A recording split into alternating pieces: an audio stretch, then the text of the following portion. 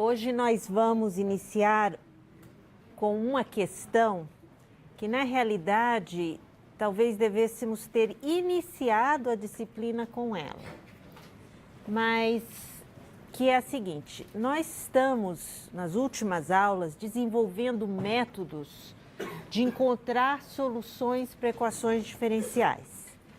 Mas existe uma questão que nós temos que fazer, né, ao encarar uma equação diferencial. A primeira coisa, obviamente, é se uma solução existe. Nós apresentamos aqui exemplos onde nós conseguimos a solução. Portanto, ela existe porque nós desenvolvemos um método para encontrá-la. Mas seria interessante saber a priori se, de fato, uma solução existe. Para não gastar esforço em busca de uma solução que não existe, não é mesmo? Então, a questão da existência de solução para uma equação diferencial é muito importante. Outra questão que nós não abordamos quando estamos resolvendo a equação diferencial é a seguinte: eu estou com um problema, com um dado inicial, e a minha questão é, será que essa é a única solução dessa equação diferencial? Ou existem outras que eu não calculei, que eu passei por cima, não prestei atenção e calculei apenas uma e existem outras soluções? Então, essa é a questão de unicidade. Vejam que essa questão de existência e unicidade para as equações diferenciais é um problema importante. Pensando sob a ótica de que esses problemas vêm da física, vêm de modelos reais, seria estranho eu modelar um fenômeno que tem duas soluções diferentes, né? Ou seja, se eu tenho alguma aplicação real determinística, eu espero que a solução seja única, né? Se eu vou medir a velocidade, a aceleração, não posso ter duas acelerações, duas velocidades para um dado inicial, não é mesmo? Não faz sentido. Então, essa questão de unicidade também é uma questão muito importante. E, obviamente, uma vez que eu sei que a solução existe, que é única, ok, vamos lá, vamos trabalhar para encontrar a solução. Então, hoje, nós vamos trabalhar com esse teorema, que é o teorema, assim, o pilar das equações diferenciais ordinárias, é este teorema que nos garante existência e unicidade. Agora, é obviamente que todo teorema pressupõe hipóteses. E as hipóteses, elas são justificadas quando a gente está resolvendo e realmente demonstrando aquele teorema. Como o objetivo não é demonstrar o teorema, primeiro porque envolve um pouquinho mais de conhecimento matemático que nós ainda não temos, as hipóteses são um pouco artificiais para vocês no momento. Não é? Ela não está bem claro o porquê que nós estamos considerando essas hipóteses. Então, a dinâmica, vamos dizer, da aula hoje será enunciar o teorema e entender o que o teorema diz, porque nós somos experts em ler o que o teorema não diz. Não é? Então, nós vamos ver que o teorema garante certas condições que são suficientes para a existência e unicidade de solução. Mas quando elas não estão satisfeitas, eu não posso dizer nada. Portanto, essas condições não são necessárias, elas são suficientes para garantir a existência e a unicidade de solução. Então, vamos lá, vamos enunciar esse teorema e ver as condições, né, as hipóteses que o teorema pressupõe e depois estudar vários exemplos para tentar interpretar esse teorema nesses exemplos. Então, o teorema de existência e unicidade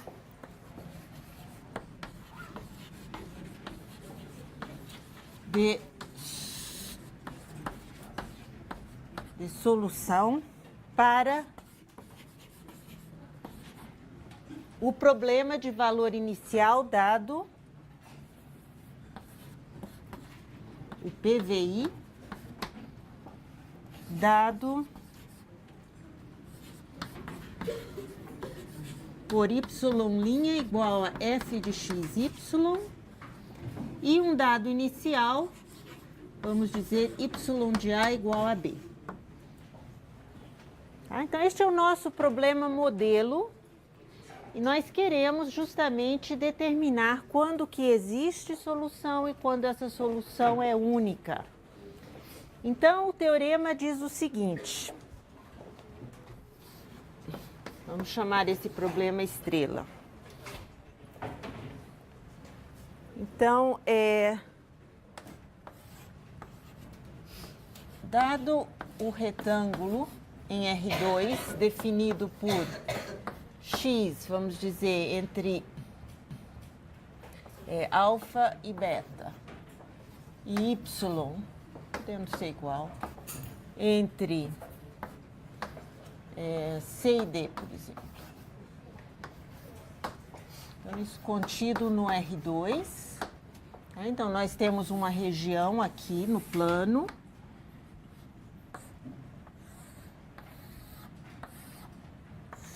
Então, aqui eu tenho alfa e beta, C e D. Aí o meu ponto AB está no interior, que é o dado inicial, com o ponto AB, que é o nosso dado inicial, no interior de R.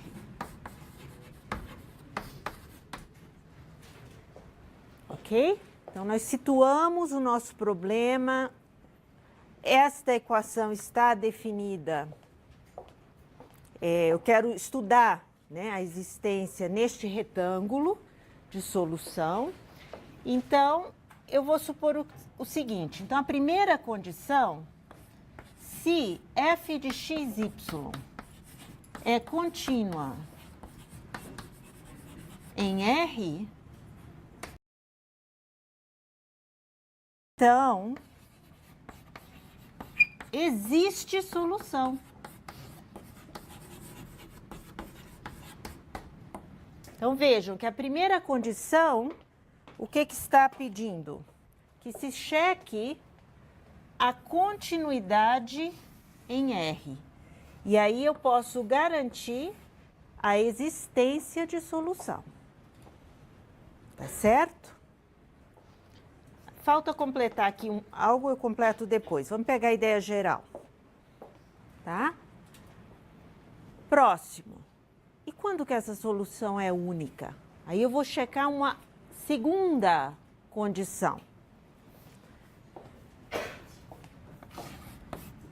Se a derivada parcial de y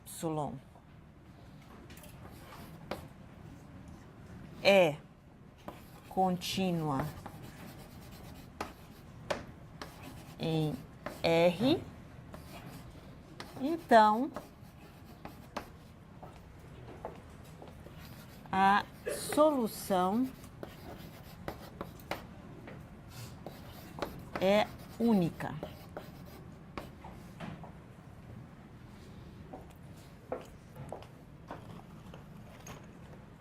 Ok? Então, vejam, o que eu estou dizendo aqui?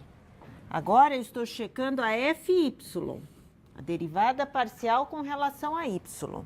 Se esta é contínua, então eu tenho unicidade. Agora, eu estou dizendo que essa solução vamos chamar esta solução de y de x, solução y de x, tá? Que ela existe, ela é única. Agora, e obviamente ela passa pelo dado inicial. Então, aqui está a minha solução, passando pelo dado inicial. a y de x. Agora, essa solução, ela existe, tá certo? Definido em algum intervalo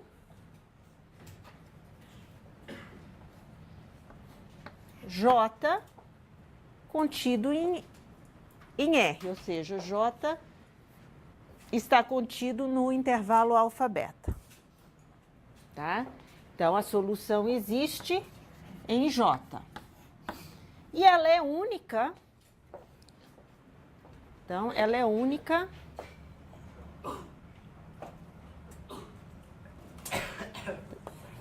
em possivelmente um J, eu posso garantir isso em J0 contido em J.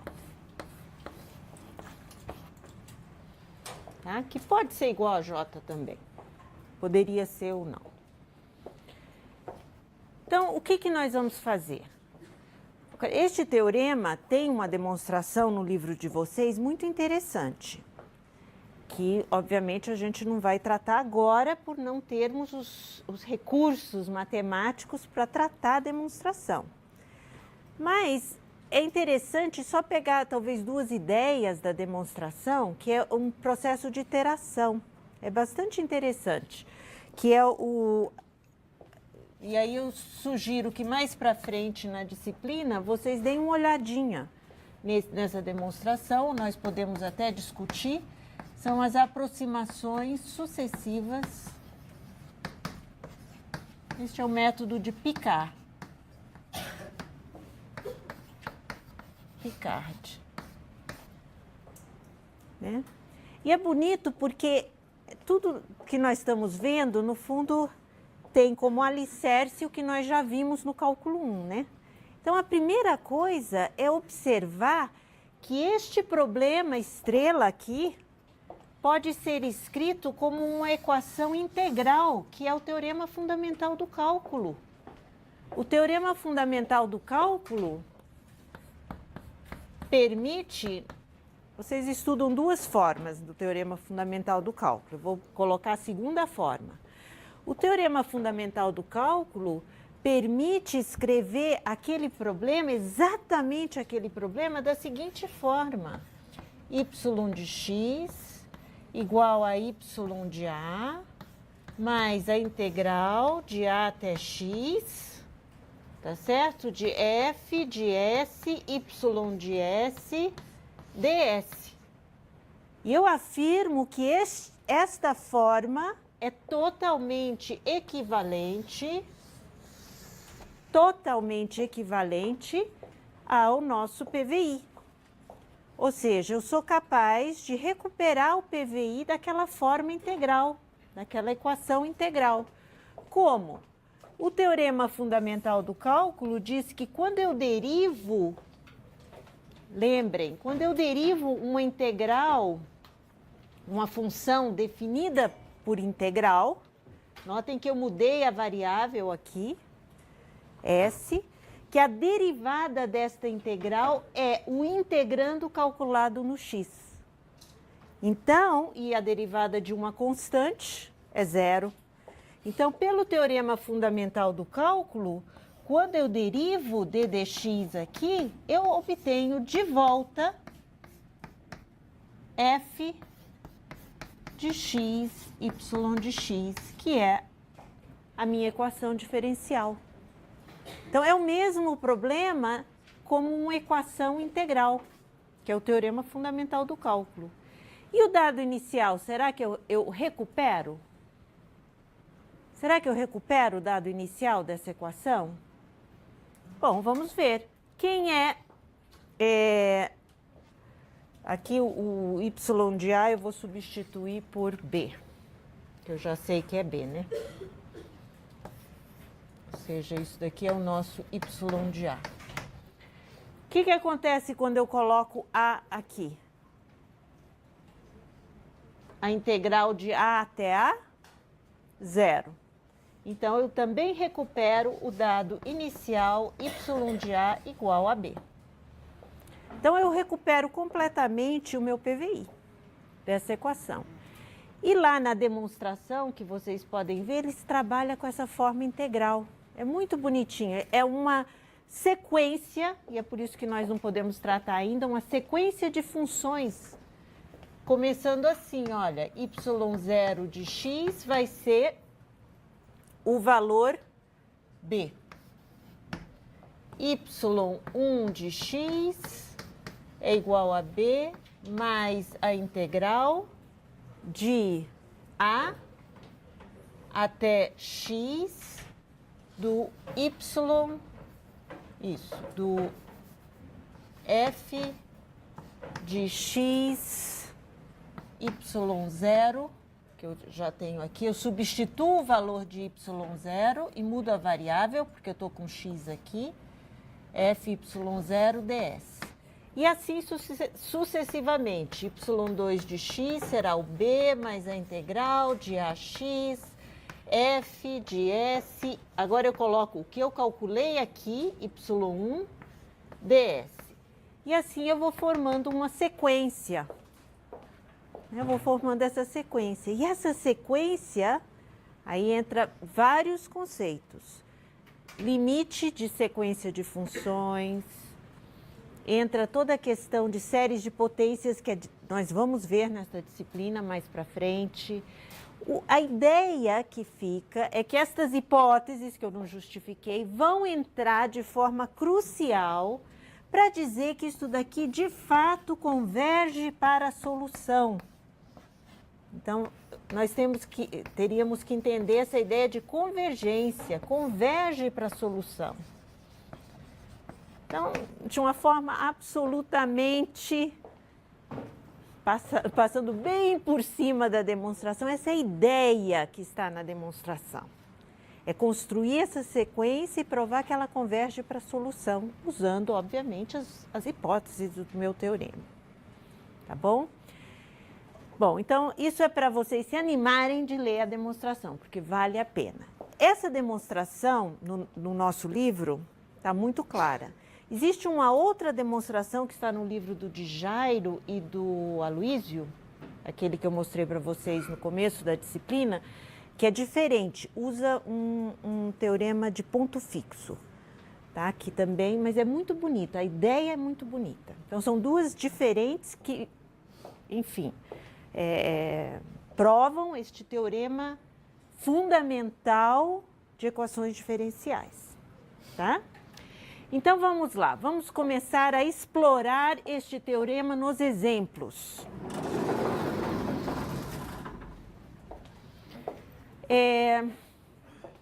Antes de começar realmente a trabalhar com o teorema, deixa eu voltar àquele nosso exemplo inicial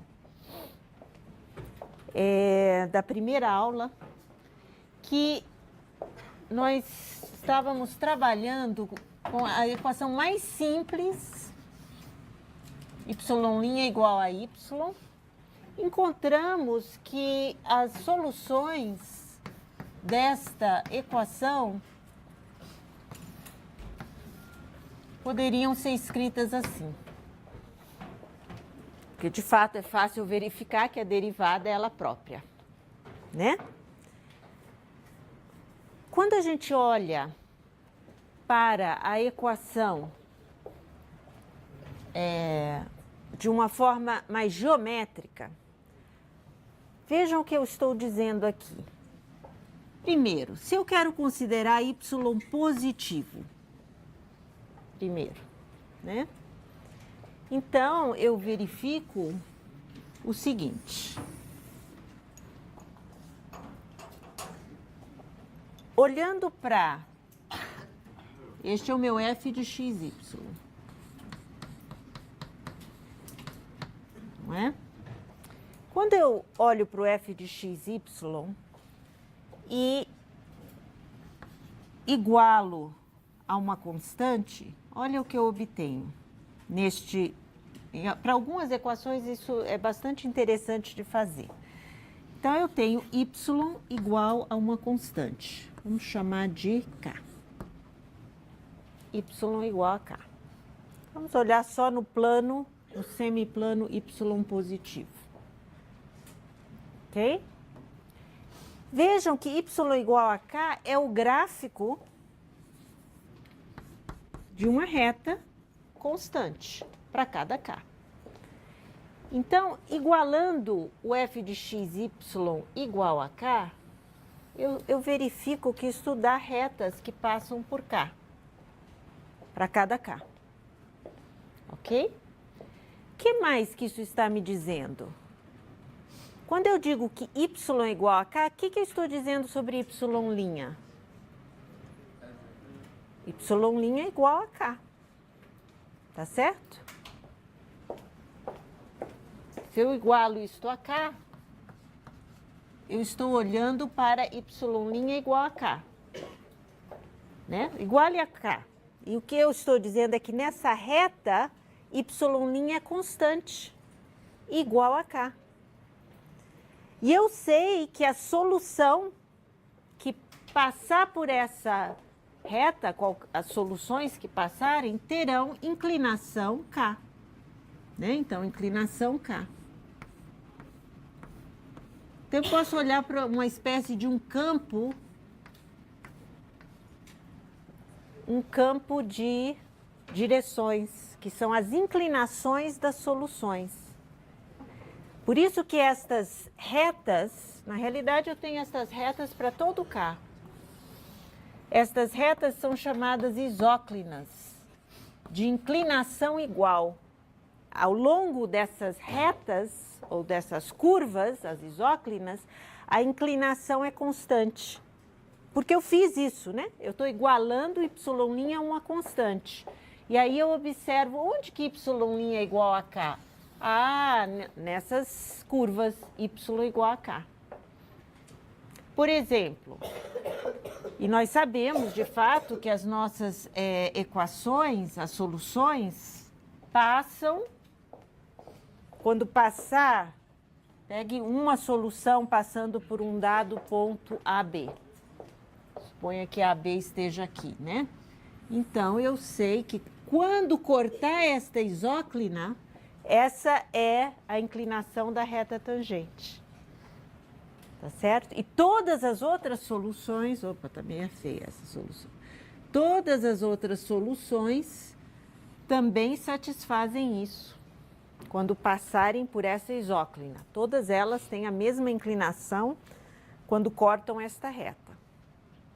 O mesmo, por exemplo, se eu tivesse um outro exemplinho, e aqui eu não vou desenhar, só vou desenhar as isóclinas, porque é fácil de ver quem que é a curva, né? Quando eu igualo a k, ou isso, quando eu igualo a k, ao longo da curva x² mais y² igual a k, ou seja, ao longo desta curva, que é um círculo de raio raiz de k, a inclinação é k. Então, sei lá, se k, vamos colocar assim, k. Tudo paralelo ao longo, a mesma inclinação. Então, o campo de inclinações campo de direções, né, desta equação diferencial, ao longo desta isóclina é o mesmo, né? É bonitinho isso, porque dá uma ideia geométrica de que as minhas soluções obedecem,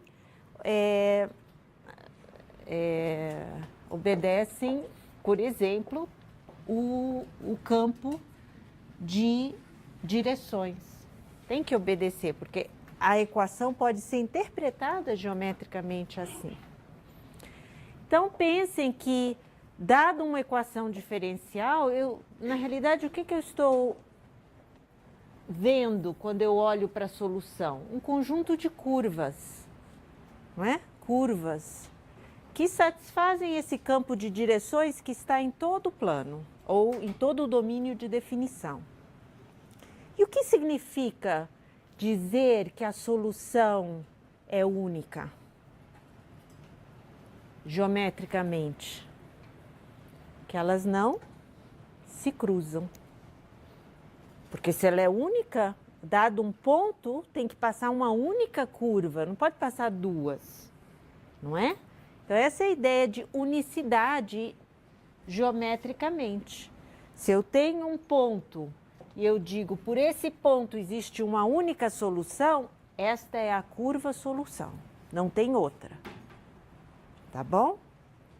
Agora, se não é única, bom, aí podem existir duas, três, enfim, infinitas. Aí podem passar várias naquele ponto. Por isso que o teorema, nós vamos então explorar este teorema também olhando para as curvas soluções, para ter esse sentimento geométrico do que está acontecendo. Ok, então vamos para o nosso primeiro exemplo. Então, exemplo 1. Y' igual a y ao quadrado com o dado inicial y'. Tá certo? Então, está aqui a minha equação e eu quero aplicar... Bom, primeiro eu sei resolver, certo? Como que eu resolvo essa equação? Com as técnicas que a gente aprendeu. Como é que resolvemos? Separável. Separável. Facílimo, né? Mas queremos ver se, de fato, nesse ponto, eu vou encontrar a solução, se ela é única, etc. Então, pelo teorema de existência e unicidade, nós vamos analisar o f de x, y. Lembrem que esta é a primeira condição. Esta equação está bem definida em todo o plano. O nosso R não é um retângulo fechadinho, é todo o plano. Então, R aqui neste exemplo é realmente o R2. Então, vamos olhar para esta equação, para esta função. Sabemos que esta função é contínua em R. E olhamos para a derivada parcial, que também é contínua em R. Beleza! Este exemplo, para cada ponto no plano, não é? Existe uma solução e essa solução é única. Ótimo. Então, pelo teorema, no ponto 1, que é o ponto que nós estamos estudando, mas na realidade poderia ser em qualquer outro ponto, porque a continuidade é em todo o plano, em 1, existe uma única solução, que passa por esse ponto. Então, juntou o melhor, né? Satisfaz o teorema e eu sei calcular, que essa seria a terceira questão, encontre a solução. Existe, mas encontre. E nós já sabemos que é uma equação separável e, portanto, podemos resolver esta equação dy sobre y ao quadrado igual a integral de dx. Ok? Então, eu tenho y menos 1 igual a x mais constante, ok? Então, eu posso escrever isto como y menos 1 igual a c. O menos, eu multiplico por menos os dois lados, mas o c absorve a constante, o menos, tá? Como é constante arbitrária, o menos está absorvido pela constante arbitrária. E aí, quem é o y? O y é 1 sobre c menos x. Esse é o meu y de x, que é a solução desta equação diferencial. Ok? E, como eu quero resolver o dado inicial, eu sei que y de 1 é igual a 1, que é igual, por sua vez, a 1 sobre C menos 1. E, portanto, eu tenho que C menos 1 igual a 1, C igual a 2. Então, eu tenho uma curva que passa pelo ponto 1, que é dada por esta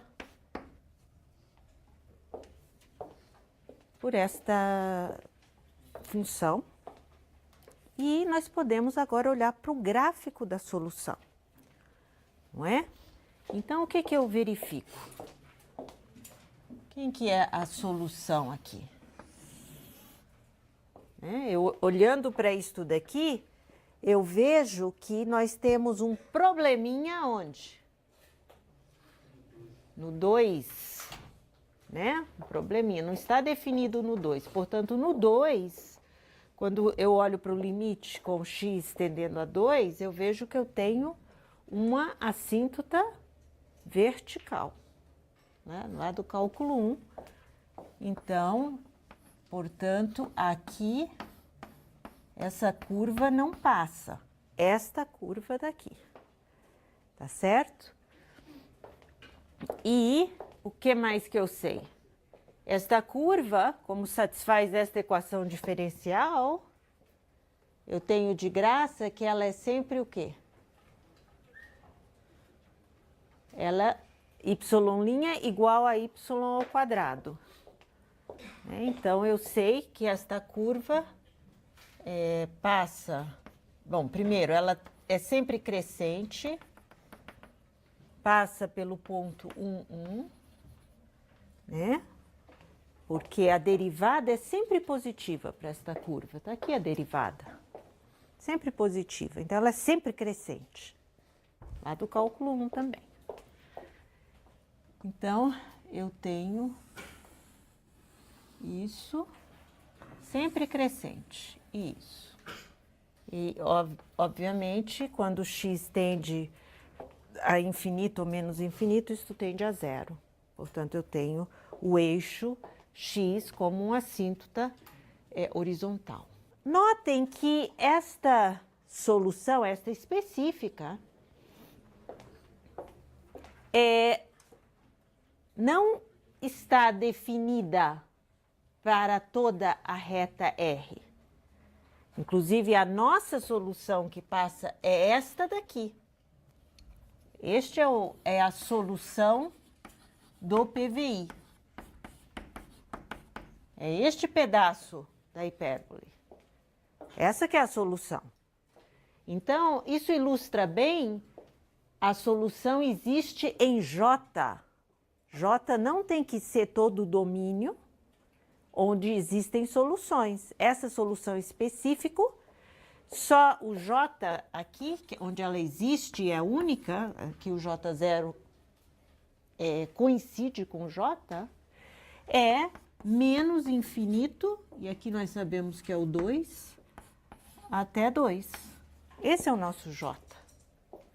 Tá? Então, nem sempre a solução pode ser estendida para todo o domínio onde a equação está definida. Às vezes ela está definida num intervalo menor, como é o caso deste.